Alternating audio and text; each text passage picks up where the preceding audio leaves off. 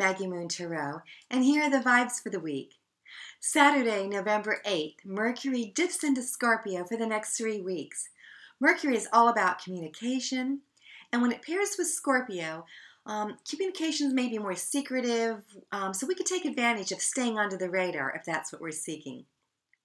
It's like that cloak of invisibility that Harry Potter used. We might want to pay special attention to bills or messages because they can be missed also. It's a read between the lines start of the week. On Monday, Mars pairs with Pluto, so we want to be sure we're doing self-care because when these two get together, things can get a bit dicey, explosive, with power struggles, and we can say or do things that we later regret. So leave the ego behind and be more heart-centered, and you'll avoid the drama. And the highlight of the week is the lovely trine between the Scorpio Sun and the Cancer Moon on Tuesday, November 11th. Also a good day for love and listening to our intuition.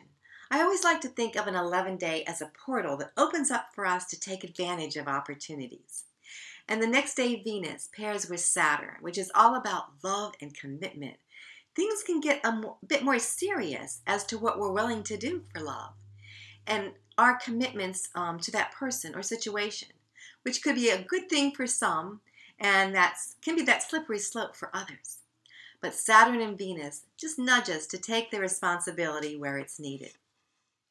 And this week I'm reading with the Dreamy Rainbow Travelers Tarot by Carmen Waterman. I love this deck for its healing energy and can be read intuitively. To start the week, I pulled the Moon card. And this is one of the majors, arcanas. And the Moon card is also about mystery, hidden things, much like the Mercury Scorpio energy this week. And in this card, a woman is looking at her reflection in the sky, along with a wolf howling. Sometimes there's more than meets the eye, so taking time for quiet reflection can sort things out for us. The wolf asks us to follow our intuition and trust it, and trust our instincts too, choosing the path that best suits us to keep our spirit alive. This spirit animal can also warn us about people or situations where we need to remain present and alert. And in the companion book, it asks us to look at whether our emotions are ruling our decisions, whether we're wandering around aimlessly without direction and connection to what matters. This is also a time of the waning moon, a perfect time for reflection and releasing. We may have taken on too much, and now it's time to gently let go.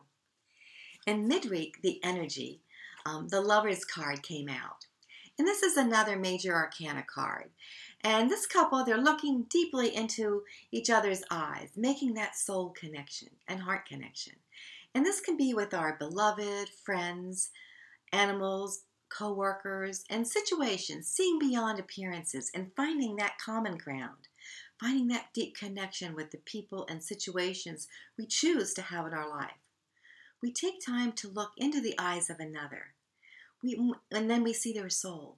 How often do we rush through life, not stopping for a moment to make that connection? And when we do stop to recognize each other, we're both blessed. For the energies at the end of the week, the Two of Cups came up, which can be about love and commitment. And when this card comes up, we are asking us, what do we need to heal around relationships and the choices we make? Are they coming from our heart?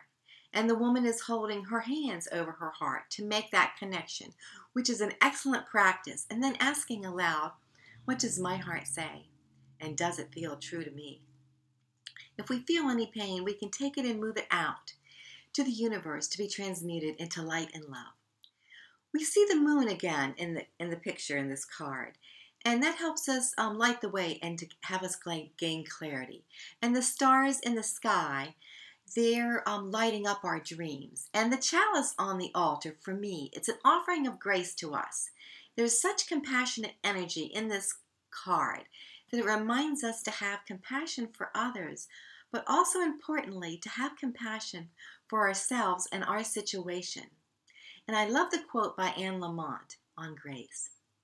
I do not understand the mystery of grace, only that it meets us where we are and it does not leave us where it found us. And that, my friends, are the vibes for the week. If you've enjoyed this video, I invite you to click on the like and subscribe buttons. I've also included a transcript of the reading in the About section of the video with a link to Carmen Waterman's Rainbow Travelers Tarot and a link to my website, maggiemoontarot.com, if you'd like to contact me or schedule a reading. So, until we meet again next week, believe in miracles, laugh often, love much, create your own happiness, be kind, support each other. Namaste.